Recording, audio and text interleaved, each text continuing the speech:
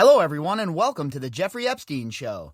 I'm your host, Bobbycapucci, and this is a morning update. So the bail package that we expected Ghislaine Maxwell to present to the court has been presented. Now it looks like $28.5 million is the final number of the package, and we know that her husband, Scott Borgerson, is on the line for most of this money. Now, we went into depth about this topic a couple of days ago when it was first revealed that she was going after bail, right? But you all know that I am a stickler for context. So we're going to dig into this article from ABC News and James Hill and add a couple of pieces that were missing from the original reporting. There's also a very, very familiar pattern with this request for bail, and it follows the same exact scenario that Jeffrey Epstein attempted to put into play to catch bail for himself. Remember the letter that was put into action on his behalf by, Glenn and Eva Dubin, a bunch of other people? The same has occurred here. And Borgerson and others are gushing about how great of a person Ghislaine Maxwell is. As if her personal relationships with Scott Borgerson or any of her so-called friends is going to be the thing that moves the lever and makes people say, you know what, maybe we've been wrong this whole time. Maybe we have just been wrong this whole entire time. And Ghislaine Maxwell is, she's really a good person. Listen to what Scott Borgerson has to say. And her kids, her stepkids, they miss her, so she has to be a good person, right? That's what they're attempting to do. And they're trying to refurbish Ghislaine Maxwell and her reputation via this letter. What they'll say is, the media has it all misconstrued. It's the media's fault. The media is unfairly persecuting her. And while the media does do that a lot, I will admit to that. In this case, it's not like we're following this case as it's occurring, right? There are years and years and years and investigation after investigation that was killed into these people. So there is a bunch of circumstantial evidence. This is a lot more than just he said, she said. And if it was just a he said, she said type of situation, I certainly wouldn't be spending this amount of time on this story. This goes way deeper than that. There are so many levels to this. And Ghislaine Maxwell is facing a mountain of evidence, circumstantial and otherwise. And we're not just talking about witness statements here. There are going to be actual girls who are now women who were allegedly abused by Ghislaine Maxwell who take that stand and stare out across at her and the jurors, and they're going to lay it all on the line, and they're going to lay it all out about Maxwell's behavior, about what Maxwell was doing while she was with Jeffrey Epstein. And then all of the letters and all of the gush pieces that you can wrangle your friends into writing for you aren't going to be enough to save the day. I don't care what sort of statements your friends are writing about you. Let's see what the impact statements from the survivors have to say about you. Of course your friends are going to carry water for you.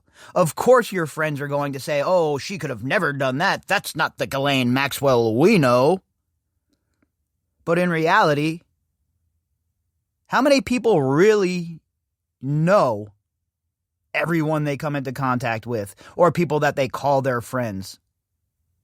A lot of people have multiple faces, folks, and they can fake the funk real well. A lot of chameleons out there. Not everybody is what they seem.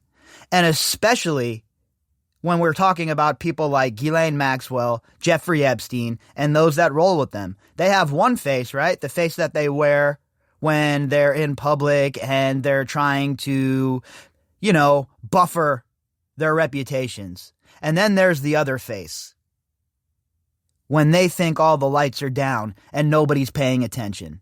That's their true face, the true face that is revealed when they abuse these survivors, when they engage in their epic money laundering scams. That's who these people truly are. The face that they put on at their social gatherings and all the rest, that's their false face. And Ghislaine Maxwell, while she might have pulled the wool over the eyes of some of her quote-unquote friends, the rest of us are onto her, and the rest of us understand what sort of bipedal serpent is within our midst. All right, so our article is from ABC News. Headline, Ghislaine Maxwell described as deeply committed to family in effort to be released on bail. This article was authored by James Hill, and Mr. Hill authored the other article that we read when this was first talked about, so I figured for continuity purposes, and considering how in-depth Mr. Hill gets with this topic, I figured we'd use this article to continue to build context about this subject. And if you're not familiar with James Hill's work, you should check it out. He's one of the few in the legacy media that has done a fantastic job with this case. He obviously has integrity. He obviously has a backbone. And even though I think ABC in general is a joke of an operation, that doesn't mean that I believe all of the people that work for them don't know what they're doing, right? My problem with these legacy media outlets is basically in the editorial room. That's where the real problem is. So there are some good writers out there still, right? There are some members of the legacy media that are, good at what they do. But it's far and few between these days. I wake up in the morning and where it used to be, I would check, the Washington Post, New York Times, all of the big hitters. I don't even really bother with those outlets anymore, folks.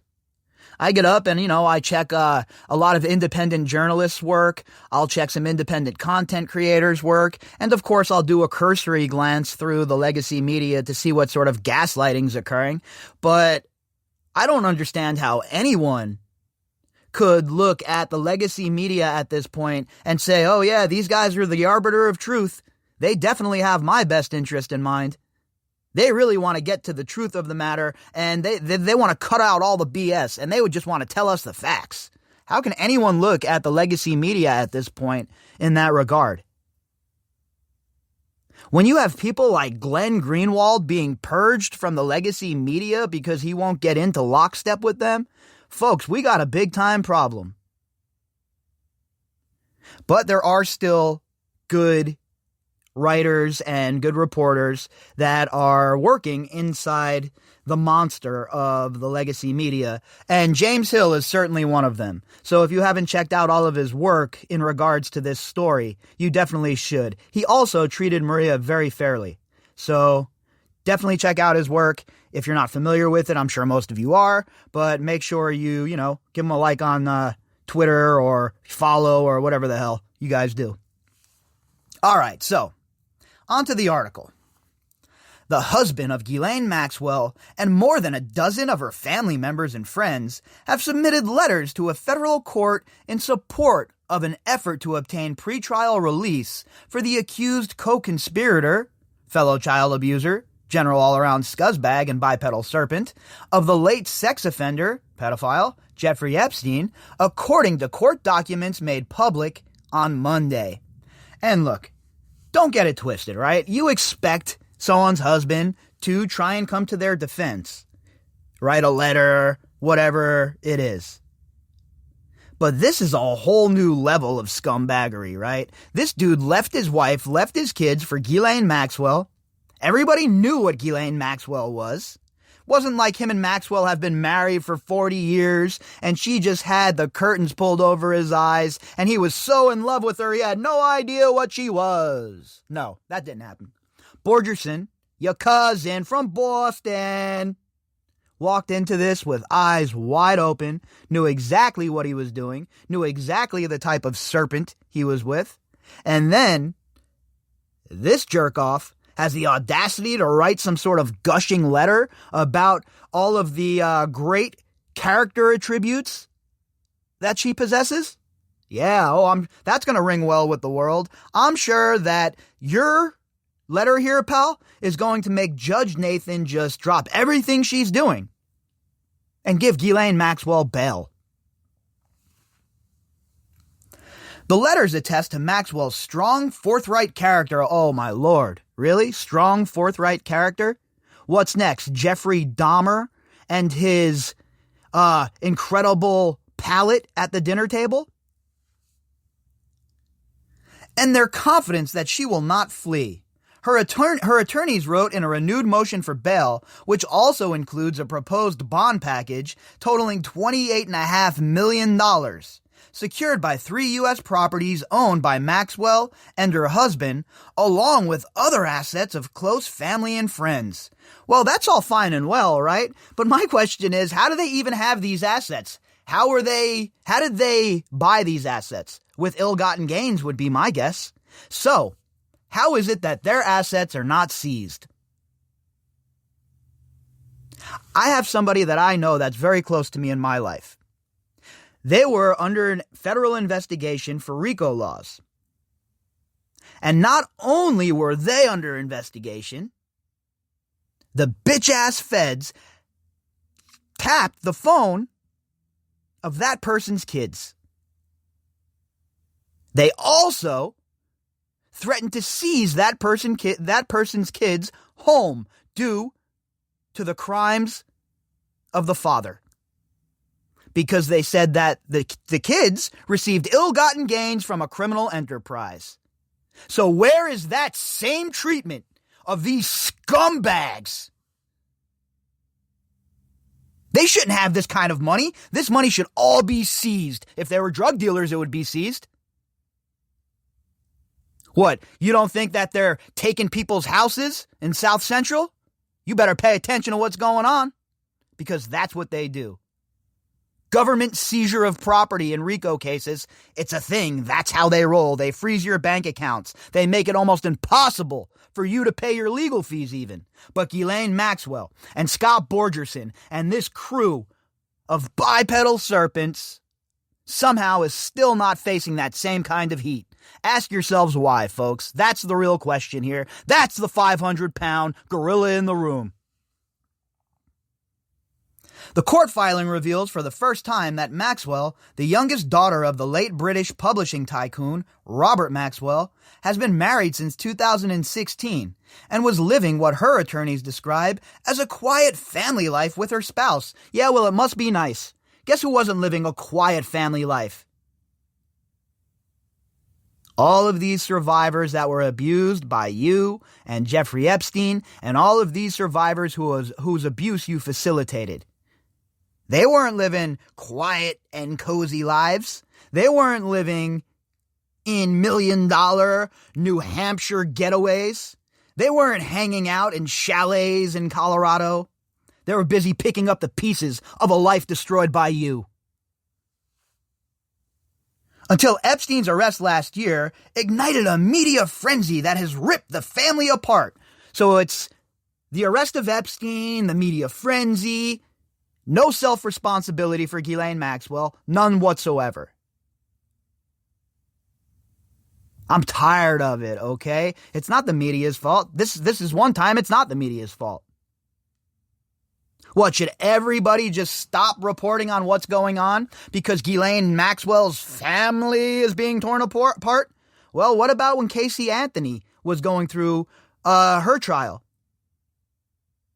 There was 1 billion reporters parked out in front of her parents' house on a regular basis. And guess what? They should have been. There is a public interest in this case. You don't want to have this kind of Publicity? Here's an idea. Don't commit any dumbass crimes. Don't get involved in sex trafficking. Don't kill your kids. It's not very difficult to be a human being that is even halfway productive, all right? Get up in the morning, clean your room, brush your teeth, take a shower, don't do meth, stay out of sex trafficking rings, don't kill your children. Pretty simple, folks. Maxwell's husband, whose name is redacted from the public version of the filing, wrote that the person described in the federal government's criminal charges is not the person we know. Well, yeah, that's true because you don't know her, all right? You know one face of Ghislaine Maxwell, Scott Borgerson. I'm pretty confident when I say that. If you think that she's this loving, doting, fantastic person, you truly do not know her. I have never witnessed anything close to inappropriate with Ghislaine. Quite the contrary. The Ghislaine I know is a wonderful and loving person, her husband wrote in a letter accompanying the motion for bail. Well, yeah, look, let's keep it real. Even Ted Bundy had people writing to him in prison. Even that sick, weird-looking bastard Richard Ramirez had people writing to him in prison. Scott Peterson, inundated with crazy people writing to him in prison. So my point is, there's no shortage of people that can get hoodwinked by these sick, charismatic sociopaths like Ghislaine Maxwell. But if you think the rest of us are falling into that trap, if you think the rest of us are going along with your she's a loving and wonderful person narrative, my man, you done fell and hit your head. Following Epstein's death in August 2019, prosecutors vowed to hold accountable anyone who allegedly conspired with him or participated in his alleged child sex trafficking crimes. Fair, but guess what? I'm not sated. I still have a hunger. My stomach is still rumbling, and guess what's on the menu? Justice. It's time to arrest the other co-conspirators, and once that happens, the prosecution can say, well, look, we're not just going after Maxwell. That kills your whole entire narrative of her being the fall guy. They need to unseal these other indictments, and they need to bring in these other co-conspirators. Let's expand this case, let's put the pedal to the metal, and let's really throw these sons of bitches into chaos. Their attention quickly turned to Maxwell, who had previously been accused in civil lawsuits of allegedly facilitating Epstein's abuse of young women and girls, allegations that she has long denied. She was arrested on July 2nd in a surprise early morning raid at a secluded property in New Hampshire. Boy, I really wish they would have brought the crew from Cops in on this one, huh? Imagine watching Ghislaine Maxwell get arrested on an episode of Cops on a Saturday night. It would be an event. I'd be ordering wings, I'd get some pizza, might even pop a bottle open again. Watching this lady get dragged out of that house, boy, would have been fantastic entertainment. Too bad we don't have that video footage. I would have paid for that on pay-per-view. That's worth a $20 bill. Got all kinds of footage of Roger Stone getting arrested, however, but none of Ghislaine Maxwell.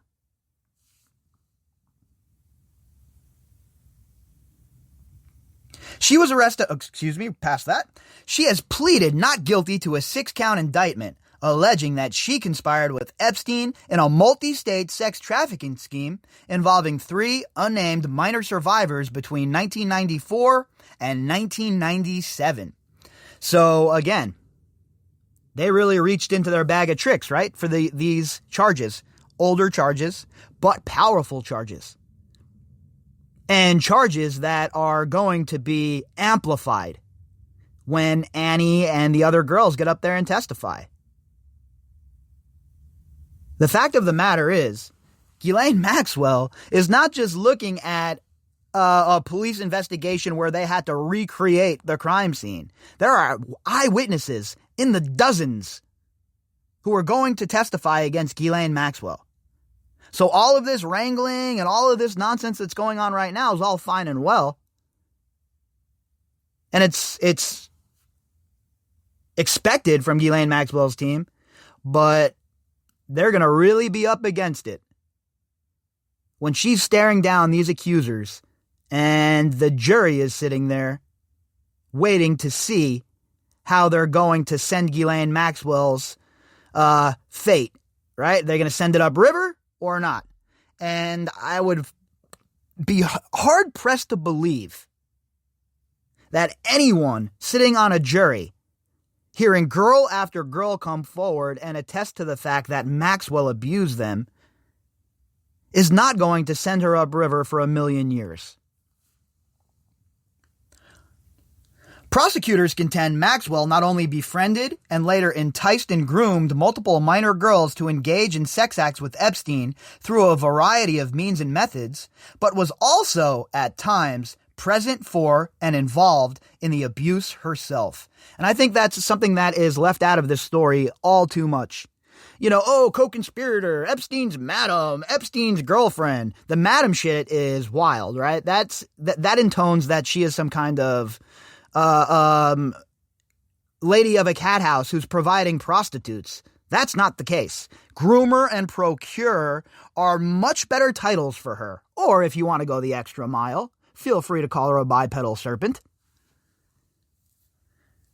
At a detention hearing less than 2 weeks after her arrest, prosecutors argued that Maxwell was the very definition of a flight risk and convinced U.S. District Judge Allison Nathan to keep Maxwell locked up until trial. They also faulted Maxwell for refusing to disclose the identity or assets of her previously unknown spouse. Well, look, what is the court supposed to do? If they demand a full accounting of your assets and you're not fully compliant, why would the court think that you're going to do anything else but lie and try and cheat your way through the case? And that's what occurred. They've never been honest about the money that they have. And like I said before, I'm of the mind, and in my opinion, they have war chests offshore in these LLCs and these shell companies. What do you think? They were moving that money around there for just because? Hell no. She has 3 passports, large sums of money, extensive international connections, and absolutely no reason to stay in the United States to face a potential significant term of incarceration, said Assistant U.S. Attorney Allison Moe. And she's correct, right? Now, what the other side's going to be now is, well, she has a lot of reason to stay. She's putting up $28.5 million. She's putting up not only her money, friends and family's money. They're going to make that argument and they're going to pitch it hard. I hope that the prosecutors are ready to engage them in this argument and run roughshod over them in this argument, because there's no reason for Ghislaine Maxwell to be getting out of jail at this point. No reason whatsoever. But Maxwell's lawyers argue in the renewed bail application that she has deep and effective ties to the United States, which she has called home for the last 30 years. Someone like her has no ties to anywhere. She's a national vagabond when it comes to nationalistic pride. She doesn't have that. She has the pride in her organization, in her own consolidation of power and information. She has no sense of being loyal to one's nation. Letters from supporters who have known Miss Maxwell for decades describe her as a deeply committed to her family and obviously very much at home and in love. I don't care about all of that. That shit is nonsense. What, you don't think every single person incarcerated, pretty much in every single jail or prison in America, could get people to write letters like this for them, gushing about them? But what, it carries more weight because it comes from rich people in so-called polite society? No, it doesn't. Not for me. I don't really care who's writing in. I don't really care who is co-signing for her or who is saying that she's a good person. The evidence is in, and I believe what I see in evidence, not what I hear from gaslighting friends and family. One friend's letter attests to the loving relationship she has with her husband, which I have personally witnessed on many different occasions. Yes, so what? Big deal. My friends that I know had loving wives and kids and grandkids and family members, and they were snatched away from them and sent across the country to some shithole federal prison. There was no hubbub about it. There was no $28.5 million packages offered, nothing. The federal government made their decision, the judge swung the gavel, and that was that. But yet Ghislaine Maxwell, different story, right? Her friends and her family love her, so she should get out. Nope, sorry. If my friends and my family had to do their bit and had to do their time, so do you.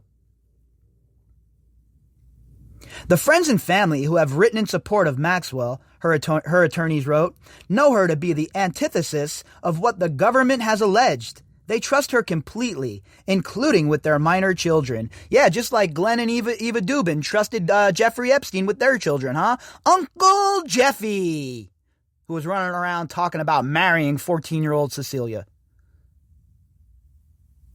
So please, stop with the bullshit.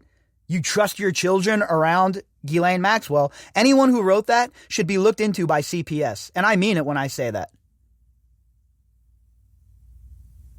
F-bomb incoming, cover your ears, all right, if that offends you. How the fuck would anyone leave their minor children with Ghislaine Maxwell? Far from the cruel caricature that the press has so recklessly depicted since the arrest of Jeffrey Epstein, these letters demonstrate that Miss Maxwell is generous, loving, and devoted to her family and friends, and that her life is firmly rooted in this country with her spouse, the court filings said. Guess what? There are plenty of sociopaths, maniacs, narcissists who have so-called loving families and are loving parents, and nobody cares, all right? That's not what this is about.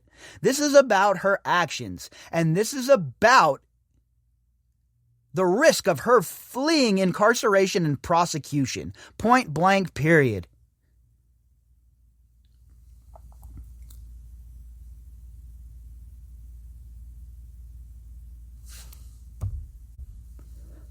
Miss Maxwell would never destroy those closest to her by fleeing after they have risked so much to support her. Yeah, well, she's already destroyed all of these survivors.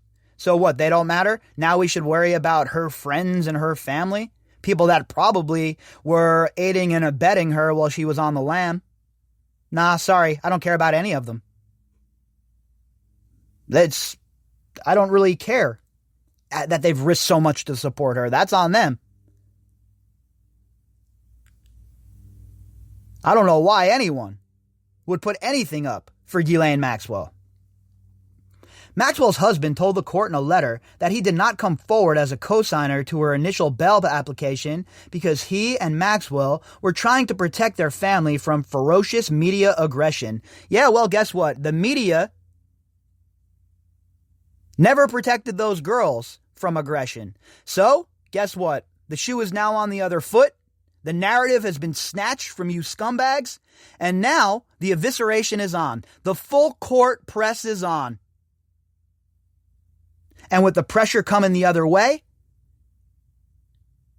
and the other side finally standing in the middle of the octagon and biting down on their mouthpiece and firing back, and you don't like it. Like every other paper champion ever, the second you get stuck in the mouth with a hard combination, it changes everything. And that's what you're seeing here, folks. You're seeing some big punchers, right? That's who these people think they are, these so-called elites. These big punchers with all this knockout ability.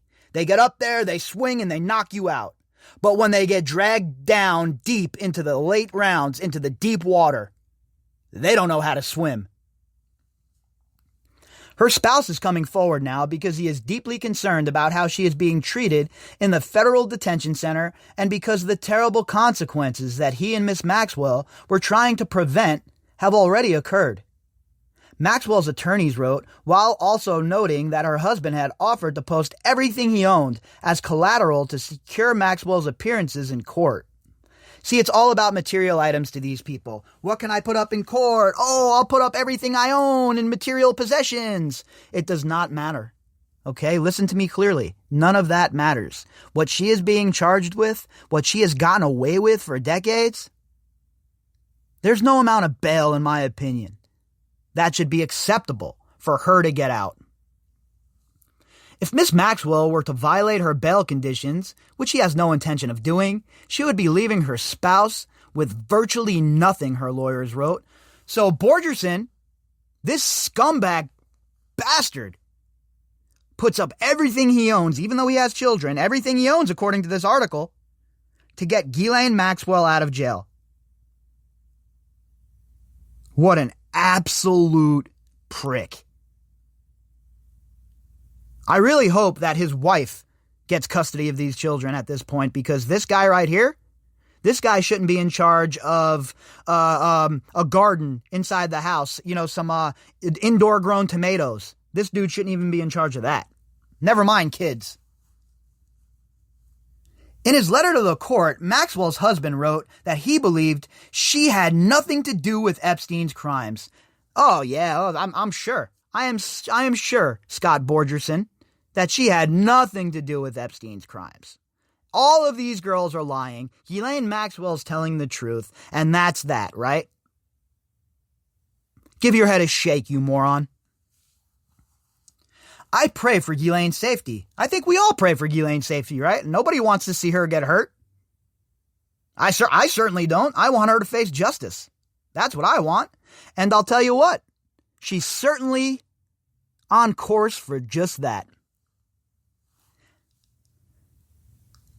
I am praying for justice, and I pray for her constitutionally afforded due process, he wrote. With humility and deep compassion, I am also praying for Epstein's victims. What a slap in the face. I certainly don't speak for anyone but myself and my beard, but I'm pretty sure that you're going to get a FU across the board from the survivors with your canned ass wannabe, I feel bad for the survivors. I have compassion for the survivors. Meanwhile, you're there trying to get Ghislaine Maxwell, the bipedal serpent who was involved in just about all of their abuse, out of the clink. Take your BS statement and, Maxwell's marriage had been a well-kept secret until prosecutors made the surprise disclosure about her spouse during the July court hearing. According to the new bail motion, she got married in 2016, the same year she was twice deposed in connection with a hotly contested civil defamation lawsuit filed against her by Virginia Roberts. So while she was getting deposed, while she was under all of this fire, that's when Borgerson married her. And this guy has the audacity to act like he doesn't know who or what Ghislaine Maxwell is. Roberts alleged that Maxwell recruited her at 16 years old into a life of sexual servitude to Epstein. She also accused Epstein and Maxwell of directing her to have sex with a number of their prominent associates, including Britain's Joe Exotic of the Windsor family, on 3 occasions in 2001. Maxwell has denied Roberts' allegations, calling her an absolute liar according to court records. The Joe Exotic of the Windsor family has denied the allegations and told the BBC last year that he had no recollection of ever meeting Roberts. Yeah, we know how that worked out, right? We absolutely shredded the Joe Exotic of the Windsor family yesterday, his weak-ass alibis and his weak-ass excuses. According to a recently unsealed transcript of an April 2016 deposition in the case, Maxwell told Roberts' lawyers that she was then in the process of selling her New York City townhouse, but she answered vaguely about her plans for the future. "Where do you intend to live once your townhome is sold?" asked Sigrid McCauley, counsel for Roberts. "That's a good question. I don't have an answer for you yet," Maxwell responded, adding that she was just couch surfing at the time. Didn't I say that? What did I say about couch surfing yesterday? Zero chance. I'm sorry, there is zero chance. Couch surfing? What are we, in high school? What am I on a road trip across the country, climbing a peak in all 50 states and reaching out to all of my dirtbag? That doesn't mean bad people, by the way. That's a term used for people who climb and hike without really having jobs. One of my dirtbag friends' couches? What is this, my life? What is going on here? She's couch surfing now, folks. They got $28.5 million in the kitty, but she's couch surfing. Maxwell's attorneys have asked Judge Nathan to consider the new bail request on a compressed timetable that could, if granted, get Maxwell out of jail before the end of the year. Boy, that would be a great Christmas present for her, huh? And a shitty one for the rest of us. And imagine how the survivors would feel.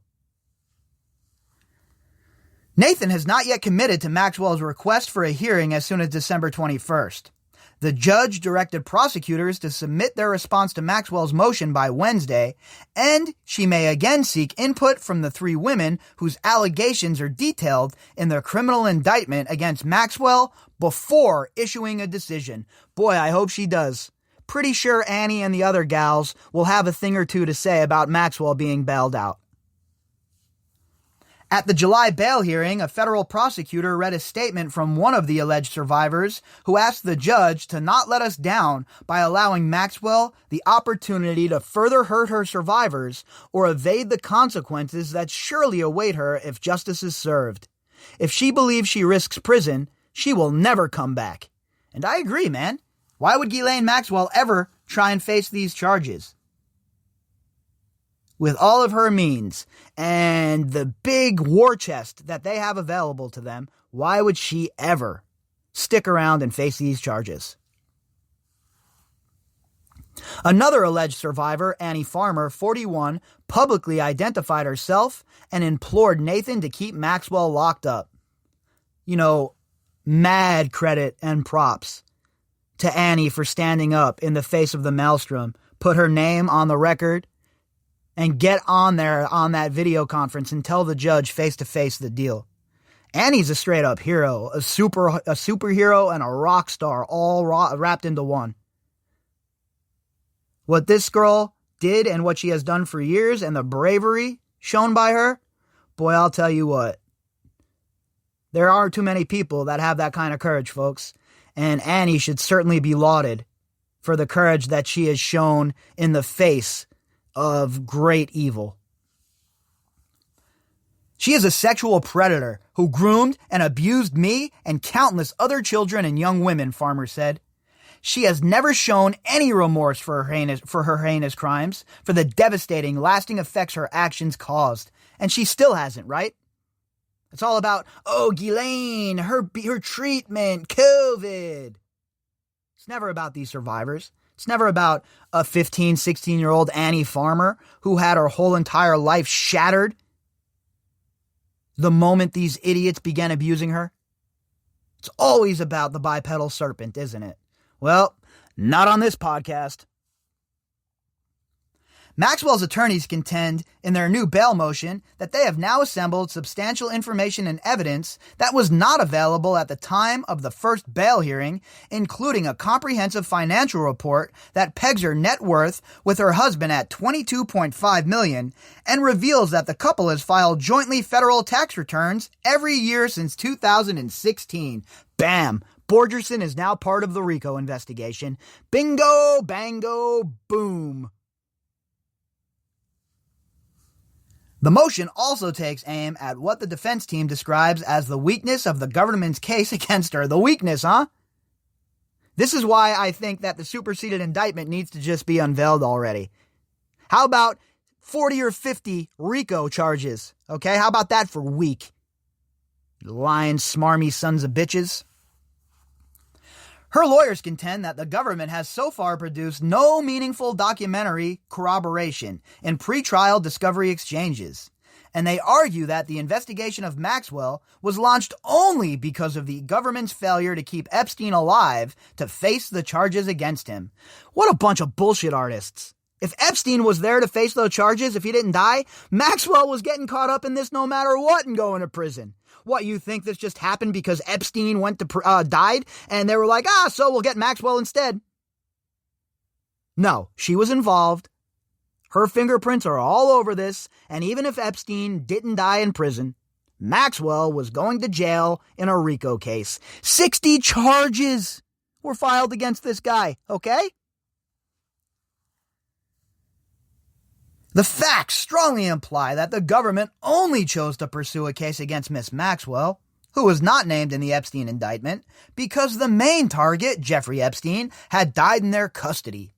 The lack of corroboration in the discovery confirms that the case against Miss Maxwell was an afterthought and was reverse engineered based on the allegations of 25-year-old conduct from a small number of alleged victims, her attorneys wrote. A small number, huh? I guess we'll see at trial how small that number is.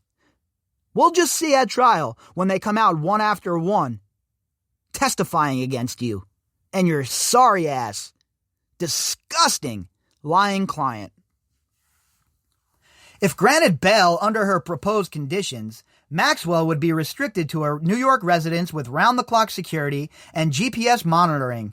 She would also irrevocably waive her rights to contest extradition from France or England, the two countries other than the U.S. where Maxwell holds citizenship. Yeah, no thanks. Sorry, not the kind of deal I'm looking for. I have no interest, personally, in seeing this lady get bailed out. I just don't think it's proper. There are plenty of other people around the country who should be bailed out. Ghislaine Maxwell, not one of them in my opinion. One friend who has offered to post her $1.5 million home to secure the bond wrote that she was willing to put up her only nest egg for retirement because she knows in every fiber of her being that Maxwell will never try to flee, the court filing said. Pretty bold strategy there, Cotton. First of all, I don't think that Ghislaine Maxwell's hanging out with somebody who only has a measly $1.5 million net worth, okay? So I don't buy that, first of all. In fact, I don't buy any of this. That's right, I said it. I don't buy any of this. She doesn't have any friends. Prove it. What are their names? The court filing said another close friend pledged $25,000 that he had planned to set aside for his own daughter's future. But he is prepared to pledge it for Miss Maxwell, her lawyers wrote. Well, that friend's an idiot too. And if I was his daughter, I'd be steaming pissed. You mean to tell me, Pops, you had $25,000 you were going to put aside for me. But instead, in your infinite wisdom, you decided to help post bond for Ghislaine Maxwell, huh? Guess who is not invited to Christmas next year, good old Dad? Hope you enjoy Christmas with Ghislaine Maxwell, Dad. Oh, I would be so fired up if this was my pops doing this. Thankfully, I have a father that would just as soon see all of these people put underneath a prison as give them anything, so I don't have to worry about that. In sum, these bonds reflect the depth of support that Maxwell has from her family and friends who are risking their livelihoods, their safety, and their ability to live without constant media harassment to support her, her attorneys wrote. Aw, this is me playing the world's smallest violin once again. If you dip your toes into the water, don't be mad if they get a little bite. So these people who were entering the fray on Maxwell's behalf, now I don't think anyone should be harassed, right? But that doesn't mean that they shouldn't be talked about in the media. They shouldn't be talked about on podcasts or in blogs. Once you step into the arena, it's fair game, folks. Miss Maxwell would never destroy those closest to her by fleeing after they have risked so much to support her. Yeah, that's exactly who I'd put all my trust in. Exactly who I would be trusting with my future is Ghislaine Maxwell. Maxwell's attorneys contend that the proposed bail package is exceptional in its scope and that it puts at risk everything that she has if she were to flee. Ghislaine Maxwell is committed to defending herself and wants nothing more than to remain in this country with her family and her friends by her side so that she can fight the allegations against her and clear her name, her attorneys wrote. Oh, okay. Good. So we could expect her to be forthright. We could expect her to, rat on other people who are involved. Is that what you're telling us? No. What you're doing is engaging in some bluster. Maxwell doesn't want to defend her name. She knows that she can't defend her name. She knows that she's not innocent. You all know that she's not innocent. And she's going to look for technicalities to try and make sure that her innocence isn't what the discussion is about, that it's about these technicalities and these loopholes. Mark my words. Maxwell's bail proposal also renews her concerns that the conditions of her confinement at the Metropolitan Detention Center in Brooklyn are putting her health at risk and making it difficult for her to review documents in preparation for her trial. Oh yeah, 13 hours a day. I'm sure she'd be focusing for 13 hours a day if she was at home. Sure she would be putting 13 hours a day into looking at these documents. Yeah, right. Give me a break. She recently spent 2 weeks in quarantine protocol after a staff member assigned to her unit tested positive for COVID-19, according to court records. Miss Maxwell's quarantine period also resulted in cancellation of weekly in-person legal visits.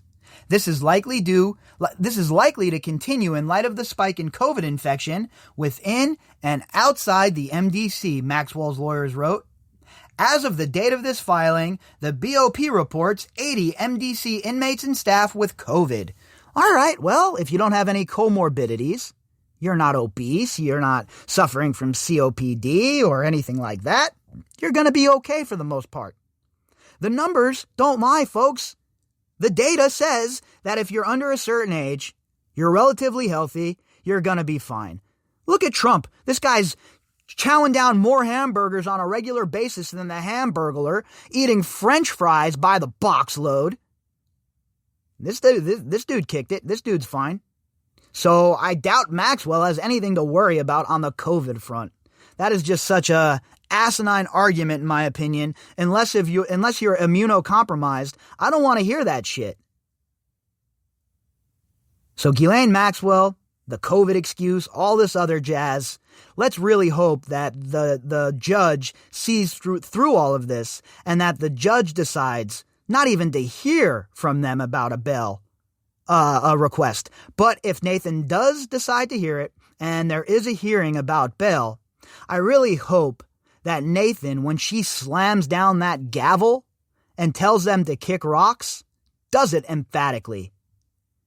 If you'd like to contact me, you can do that at bobbycapucci@protonmail.com. That's BOBBYCAPUCCI@protonmail.com. You can also find me on Twitter at BOBBY_CAPUCCI. All of the links that go with this episode can be found in the description box. All right, folks, enjoy your day. I'll be back later on with a little bit more.